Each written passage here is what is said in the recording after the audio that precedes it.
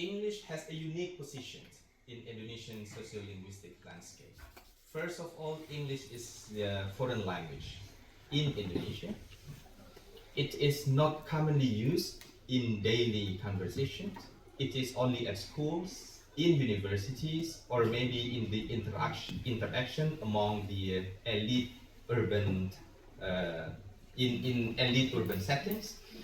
So, and English has a privilege in Indonesia because it becomes like an academic and professional gatekeeper, if I could say. The academic gatekeeper because to enroll into universities from bachelor to master, from master to doctorate, so there is the requirement for the TOEFL or IELTS, something like that. So it's like an academic gatekeeper in Indonesia, also for the job, because some job vacancies also require the particular acquisition of English proficiency level. So it has the privilege. That's the first context. The second context is that English is taught, mandated by the national policy, from senior or junior high school, from secondary schools, even in the recent policies. It started to be taught from elementary and primary schools. In some private and elite schools, it is taught even from kindergarten.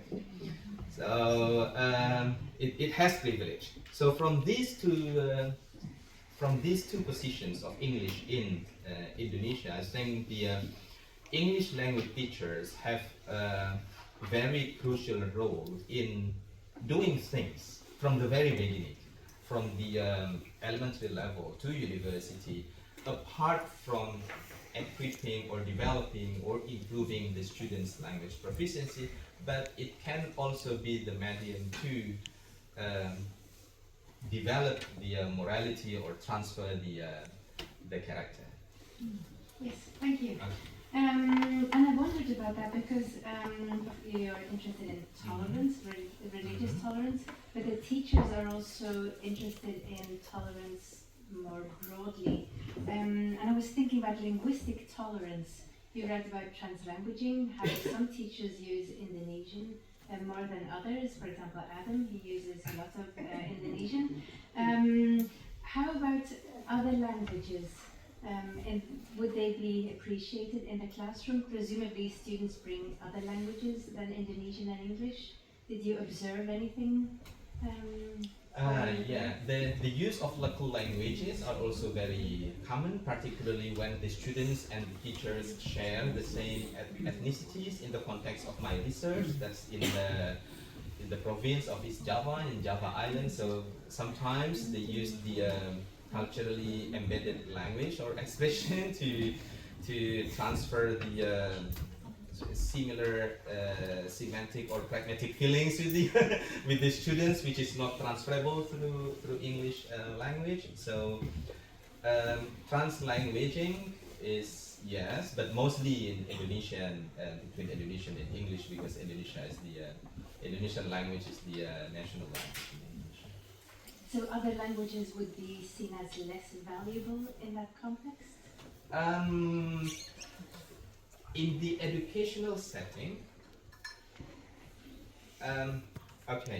in the educational setting, in the interaction between teachers and students, translanguaging, 95% are only between English and Indonesian, as Indonesia has been the national language in the country. But outside the classroom settings, most of teachers and students interact by using the local languages they share, or by Indonesian language. Did you ever think about including translanguaging as a theoretical concept in your theory chapter? Because it comes up in the analysis. Yeah, to some point, yes, that's what I thought, but because it is not necessarily the technical linguistics research. So I try to conduct the research more on the interactional dynamics, on the interaction, on how the flow of of the interaction between teachers and the students, and how the teachers gear the discussion flow that organically to lead the students to the issue of religious tolerance, discussing about religion, whether it is teacher-led or student-initiated, whether it is teacher imposed by the teacher, or maybe the students have the contribution to the emergence of that kind of issue.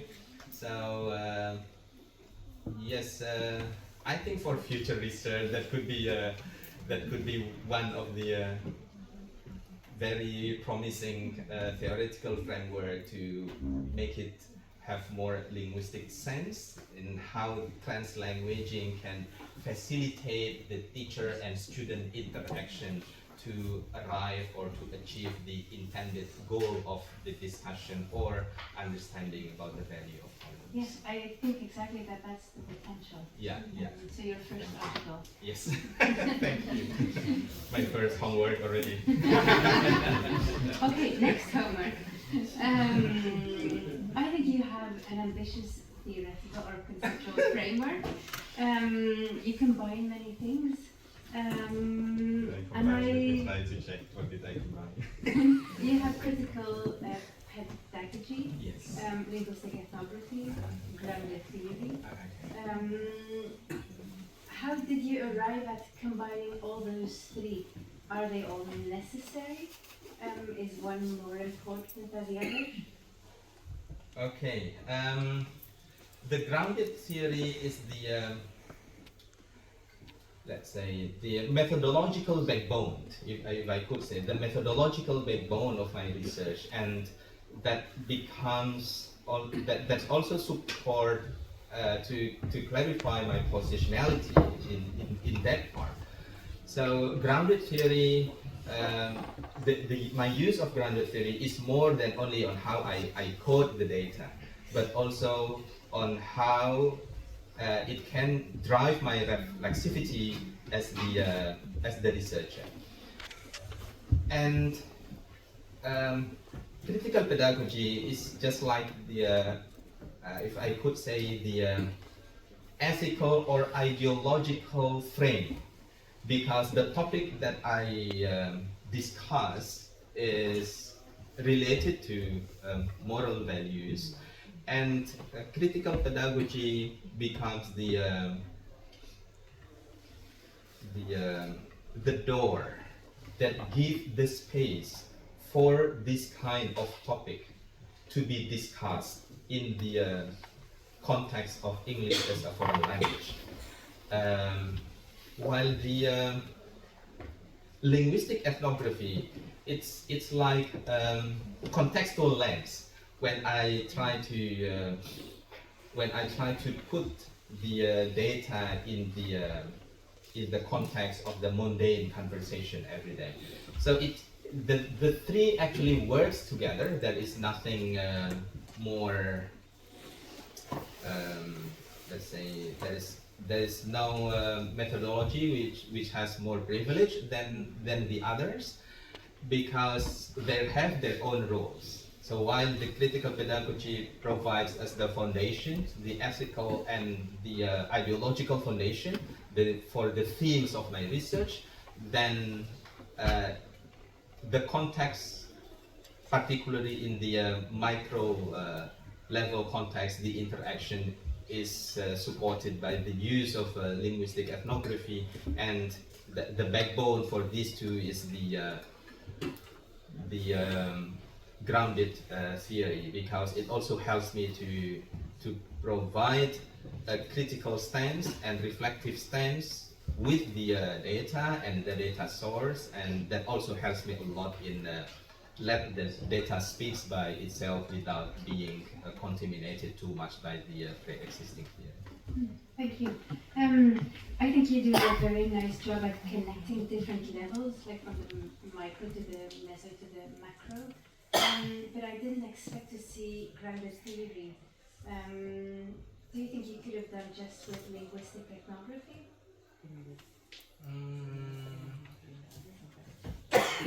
Because linguistic ethnography ethnography is also very inductive, very emic, so you get the participant perspective. What does the grounded theory give you more than linguistic ethnography could have given?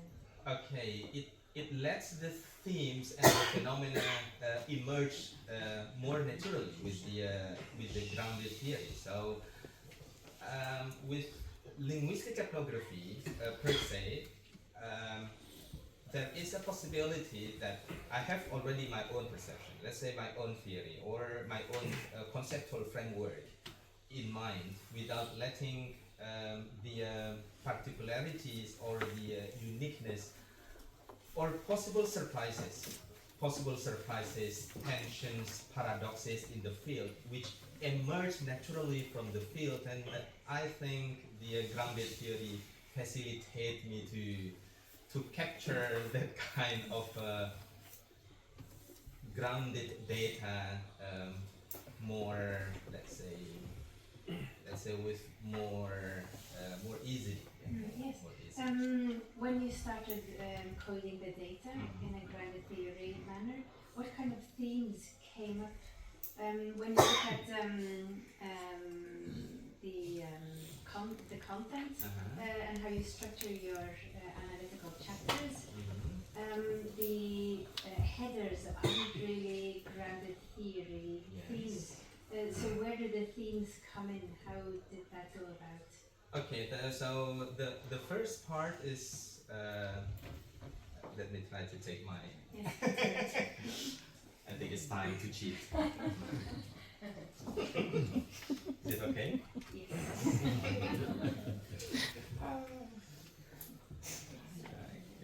Okay, let me try to come to the heart of coding. The supervisor is no.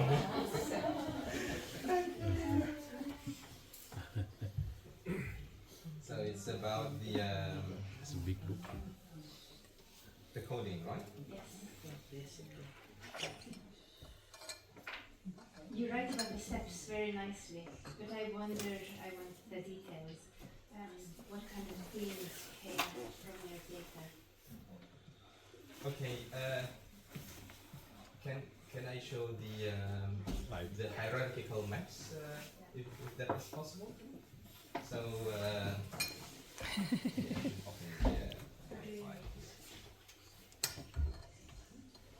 because the theme emerged from what happens in the field. So I have my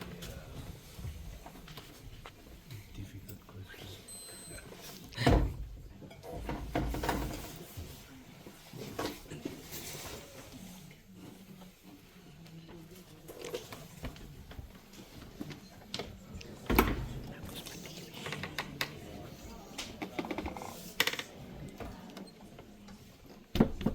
okay. So this is one of the reasons why it is very difficult to attach in the. Okay, so this is possible. Let's try to find that one. Let's see.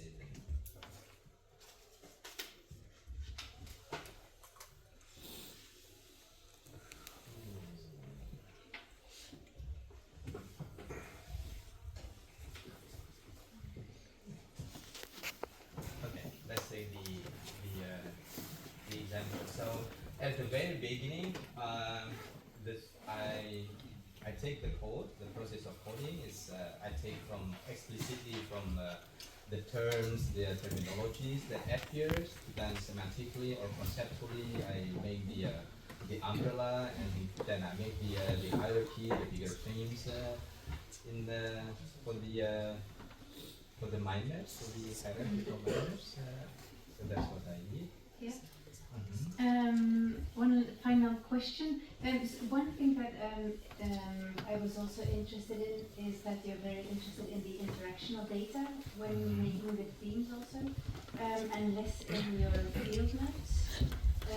I know there's a slight tension in linguistic ethnography, and maybe I belong to the people who really like field notes, and I think they're very valuable also for reflexivity. Where did the field notes come in also for your themes and for your findings, what you were trying to argue? Okay, so yes, the main data source of my research is the video recordings in my video recordings and the feed notes, as I mentioned in my thesis, that becomes the complementary elements of the video recordings. So at least it has two roles in my case. The first one is the as the iterative reflexivity. So when I feel that I feel too close or I feel too far with how I read the data, I usually refer to my field notes. The second one is the process of transcription, particularly when it is related to nonverbal data and I need to confirm, such as on the notes on the whiteboard or the teacher's gestures. So that's where the field notes or the student silence or blah blah blah. That's where the field notes help me, but not as primary as the video recording data. So. Thank you. On a final note, I really appreciated your introduction and how you wrote yourself into your dissertation. And in the analysis chapters, I think by including your field notes to a larger extent, that would have been very interesting for the reader. It looks very clean, and research is never very clean. And supervisors don't advise more messiness, but a bit more messiness, I think, would have contributed even more to your findings. Thank you very much. Interesting and highly relevant dissertation, Miftah. So apart from the the extremely hard work that you've delivered for this dissertation, as well as your careful reflection on the key terms, the method, the goals that you wanted to reach, I would like to praise you for the way that your personal voice resonates throughout the dissertation without impacting the credibility of the research that you present. I think that's really nicely done, and it contributed to the pleasure of reading your text. It's wonderful to see such a full room, so welcome everybody. It's rare that we're able to attract such a big audience for PhD Viva, and at the same time this doesn't surprise me because you seem to have a talent of gaining people's trust. Being invited into the intimacy of a classroom setting, I think that's very special, and you made us all witness to that. So that was really interesting to read on various levels. And at the same time, what I really admire about your dissertation is that this does not have an impact on your critical thinking. So you're sometimes quite critical about some approaches that you've witnessed in the classroom. You point out the inconsistencies, but you do this in a very respectful and constructive manner. So congratulations. Yeah. But of course, I also have some critical questions. So this was the nice part. This is the nice part. Yeah. Although, you know that I represent the field of literary studies on the jury. Miftah is not just gaining a degree in linguistics, but also in literary studies. I appreciate that you do not just focus on the content of literature, but also on the form. At the same time, many of the things that I highlighted when I was feeling a bit more critical about what I read had to do with the conflation of English language teaching and English ELT and EFLT. So English language teaching and English as a foreign language in the classroom. And I feel that sometimes you use theory and methods from English language theory to apply to foreign language teaching, and I think there are some complications that I would like to talk about here. For example, you use the model by Theo Witte. He's a Dutch scholar who developed his model in a Dutch language classroom setting, so where most students were expected also to speak Dutch as their mother tongue. So can you simply apply such a model to an Indonesian context where students are learning English? Do you see issues? What does literary competence mean when it is applied in an English as a foreign language teaching context? And here, I think you explore this already quite well considering linguistic aspects, but I also wonder how literary competence and cultural differences come into play. Okay. Thank you for the questions. About Witte's literary competence. It is true that the Witte's gradual literary competence was used to measure the literary competence of the Dutch students, Yeah. who has the habit of reading literary works written in their mother tongue, in Dutch. And of course, the blind transferability or the blind use of this kind of measurement or literary competence in the context of English as a foreign language in the Indonesian context should be handled with care. It should be handled with care, and therefore, in my dissertation, I didn't use, if I could remember, I didn't use that kind of model as the rigid prescriptive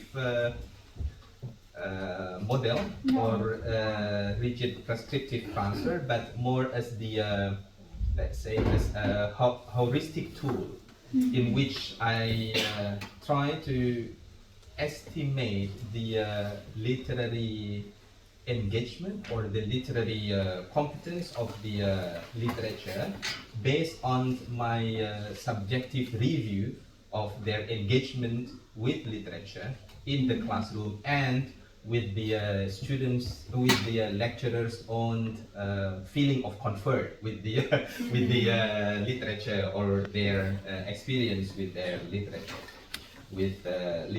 So there were at least two reasons why I use Witte's leveling of literary competence. The first one, it offers me with the developmental stages of the literary competence, other than, for example, the black and white, high or low, good or bad literary competence. And therefore, it helps me to situate approximately where the teachers are should be positioned in that kind of grading or scaling system. The second part is that I use the literary competence by Witte not as the only competence or as the only let's say proficiency that helps the teachers to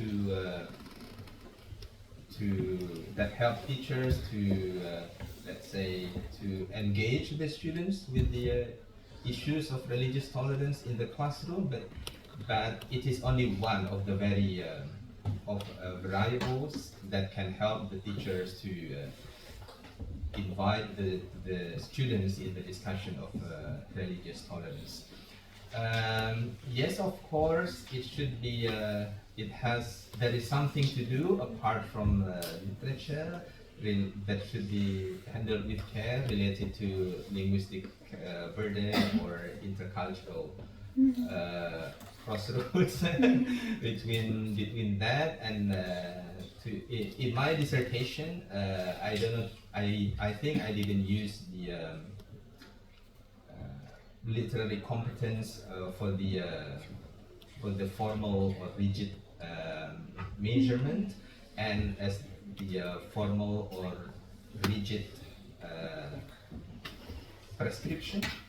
in which the teacher can or cannot do something to instill the values of religious tolerance. But I really agree with you. But I really agree with you that it is almost impossible to directly transfer that kind of measurement into how Indonesian English language teachers use that in the context of the literature classrooms. Yeah, thank you. Yeah. But still, I think you've done a good job.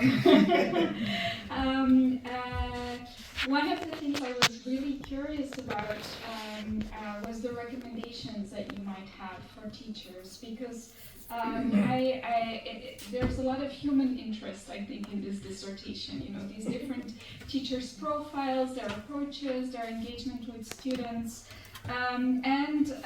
You observe that some of the teachers that you followed actually lacked some literary competence themselves and felt sometimes quite uncomfortable teaching literature. They felt inadequate themselves. But if I'm not mistaken, the recommendations did not include any suggestions on how this can be improved. So do you think it's necessary to improve this? And what recommendations would you have based on what you've observed in the classroom and, you know, the goals you want to see accomplished? Okay. Let me try to have the recommendation part. So it should be in the meso or micro level recommendation. So I acknowledge that personally or professionally the lecturers need to improve, some teachers need to improve their literary competence, or the institution needs to do something to improve the literary competence of the teachers. But yes, maybe I need to make it more explicit about that one. Yeah, maybe it's so obvious. Yes, I need to make it more explicit in that part about the importance of also improving the teachers' literary competence. But what I would like to say in this case is that the improvement of teachers' literary competence for the sake of supporting the effort to successfully introduce the themes of religious tolerance in English literature classroom should be accompanied by, as I told you previously, the most important part is the teacher's critical stance, because and the willingness of the teachers to open critical dialogues with the students. Otherwise, there might be the tendency to be trapped like Adam's case, in which Adam, in my research, has relatively higher level of literary competence rather than others, but what he did in the classroom is not fully representing the spirit of accepting differences, because that is more one-directional way of teaching, and also maybe probably due to the feeling of more authoritative to the interpretation of the literary work. But I do agree that improving the teacher's literary competence should be part of the efforts taken by either the teachers individually or by the institution. Because at the research side, the English literature department, so even the teachers for English language skills, like reading skills, and so they have the awareness on the literary competence. And you would expect them to have the experience. Yes. Thank you. One more.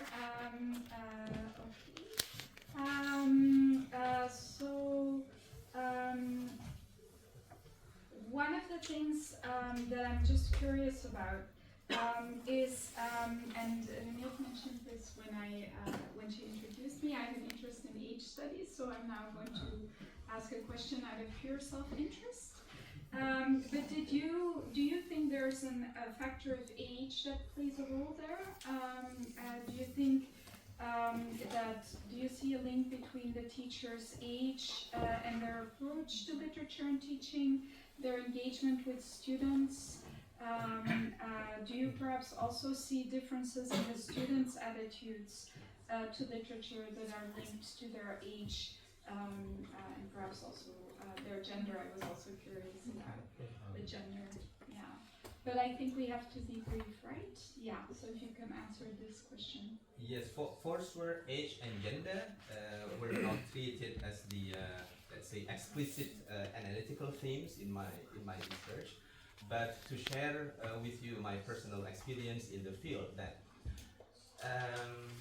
there is an impression, my first impression, but I cannot state that very explicitly in the dissertation without the data. My first impression is that the male teachers, for example, Adam and Budi, tries to they have more tendency to dominate the classroom, while Chika and Dewi tries to be more open to the students, more nurturing. I don't know whether it is because of they are females or because of so they are more nurturing, more open to the dialogues, more interested in the themes like empathy, love, and sometimes with the conflicts, while the issues, the hard issues like religious tolerance or respect is more in the parts of the male lecturers or male students. But I couldn't say more detail about that because that is not the explicit part of the themes. But I think that will be very good later to know the tendency, whether the age and gender really influence how literary work is taught or understood, taught by the teachers or understood by the students.